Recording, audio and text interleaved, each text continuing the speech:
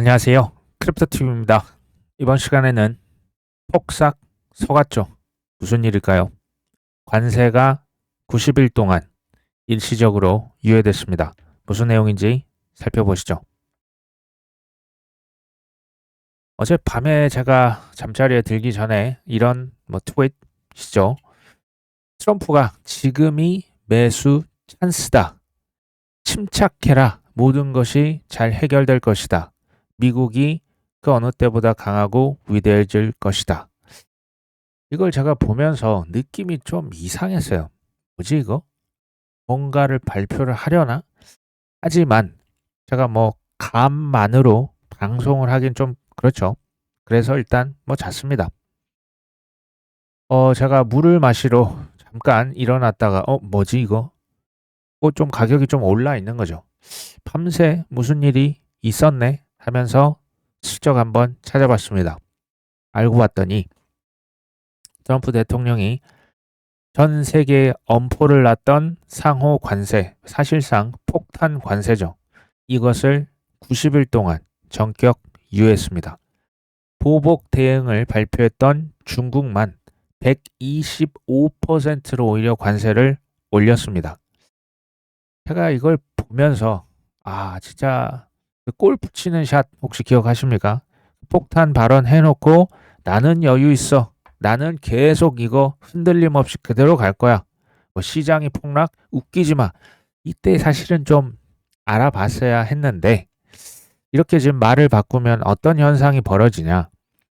사실 깡패, 폭군에 가까웠었죠. 근데 이걸 이렇게 말을 살짝 뒤집으면서 이게 처음부터 나 이랬던 거야. 내가 말했잖아. 너 좋은 거 가져오면 내가 관세 낮춰준다고 했잖아. 이러면요. 갑자기 자비로운 합리적인 협상가의 이미지가 조금 생기는 것 같기도 합니다. 진짜 깜빡 속았죠. 미국이 9일 현지 시간 발표했던 상호 관세를 즉시 90일간 유예하고 10%의 관세만 부과합니다. 그러니까 이제 버텀 라인이죠. 10% 기본 관세만 전 세계에 이제 부과를 하는 건데 중국만 보복을 했기 때문에 상호 관세율이 원래 104%에서 125%로 즉각 인상을 했습니다. 이건 괘씸죄라고 보시면 되겠죠. 이 유예 조치에 대해서 75개 이상의 국가가 미국의 정부 단체 이제 담당자에게 연락을 했답니다. 우리나라 그 한덕수 그 권한대행도 전화를 했었죠.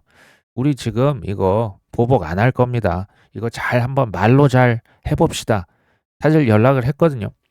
이 유예를 한 것은 이 국가들이 미국의 어떤 방식으로든 보복 조치를 취하지 않았기 때문에 지금 이렇게 관대하게 90일간 그래? 그럼 우리 한번 협상 한번 해볼까? 말을 바꾼 겁니다. 사실은 애당초 전 세계를 상대로 떠보기 전략을 구사했던 거예요.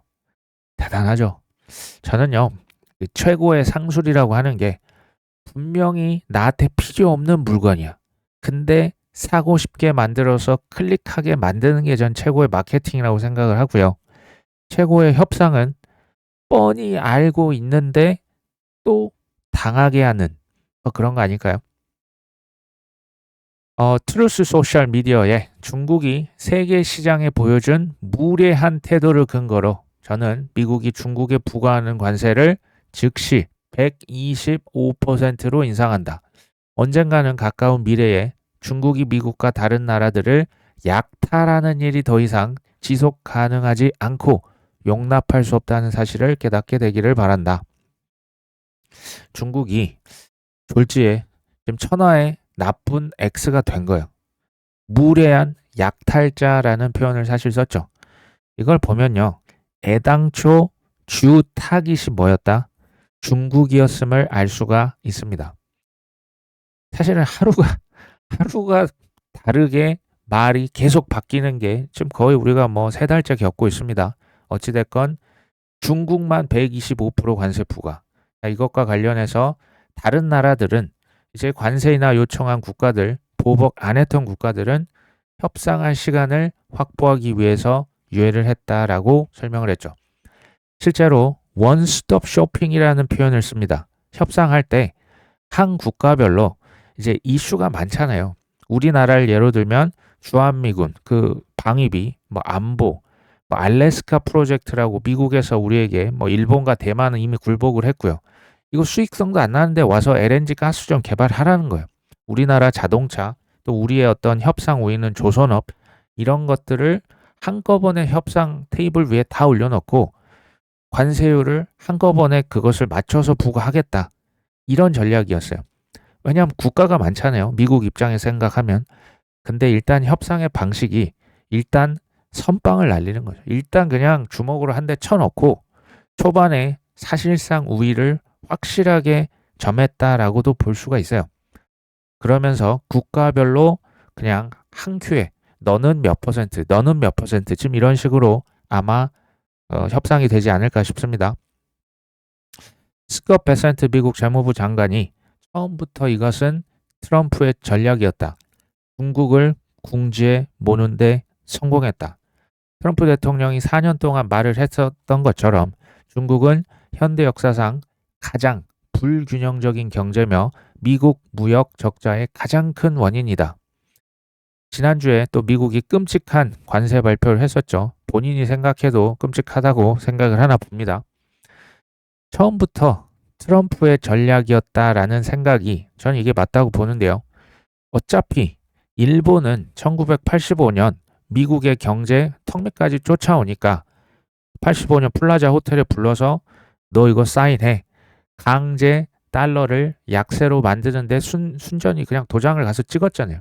일본, 서독, 당시 뭐 프랑스, 영국 다 사실은 합의를 했는데 중국은 플라자 합의 안 할 것을 사실상 이건 알았던 거예요. 지피지기면 백전 불태라고 하지 않습니까? 트럼프 대통령은 중국이 보복할 거라는 것을 예상했다라고 보여집니다.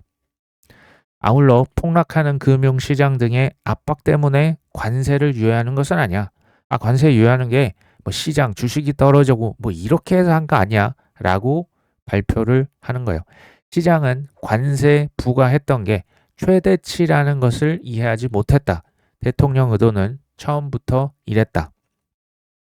제가 예전에 영업을 할 때요. 이제 사장님들 많이 만났는데 그분들이 맨날 하셨던 얘기가 꼭 내가 돈 때문에 그런 건 아닌데 좀 깎아줘. 이런 얘기를 실은 많이 들었습니다. 정말 많이 들었습니다. 근데 저도 처음엔 진짜 그런 줄 알았어요. 진짜 돈 때문에 그런 게 아닌 줄 알았는데 나중에 알았죠. 한 10여 년 이상 하다 보니까 그게 돈 때문에 그런 거구나. 저는 트럼프의 이 지금 발언을 어떻게 해석을 하냐. 시장 반응이 이거 진짜 무섭구나 라는 것을 저는 뭐 그렇게 생각을 합니다. 그러면서 국가에 대한 해법은 각자 맞춤형을 할 거고 시간은 조금 걸릴 것 같아. 그리고 이 동안 관세는 기본 10%로 낮아질 것이다. 뭐 이제 최소 20%, 30%, 뭐 어떤 데는 50%, 60%였다가 10%딱 하니까 이건 뭐 엄청 낮은 관세가 되겠죠. 트럼프가 상호 관세를 유예한 것은 이제 어떤 뉴스는 사람들을 두려워하고 있기 때문이다 라는 보도가 이렇게 게재가 됐습니다.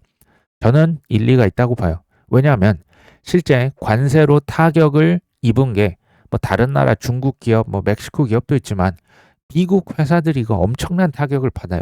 왜냐하면 물건을 자동차를 만들어도 애플 핸드폰을 만들어도 다 해외에서 원자재 수입하거든요. 그래서 미국 회사들로부터 실제 소송을 당할 뻔했습니다. 그리고 경기 침체에 대한 공포 확률 JP모건은 무려 이젠 79%까지 봤었거든요.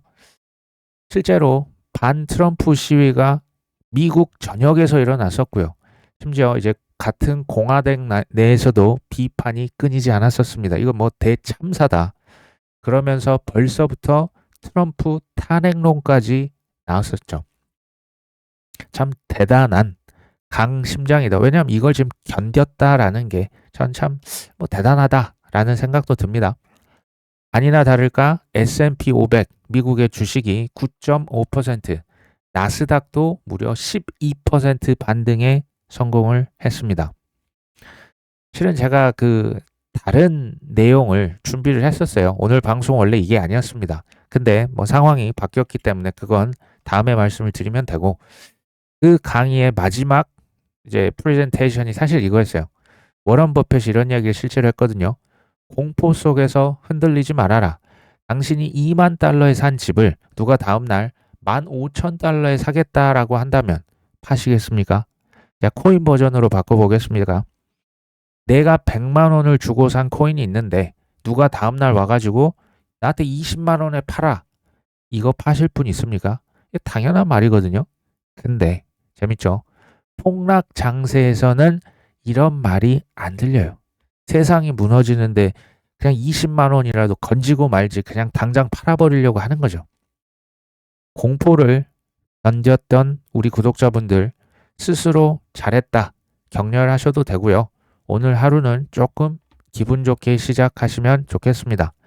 개인적으로는 뒤로 조금 미뤄졌죠. 저도 미래를 모른다고 계속 말씀을 드렸지만 글로벌 유동성 M2가 증가하고 있거든요. 이것과 맞물리면 2분기는 조금은 기대를 해봐도 되지 않을까요?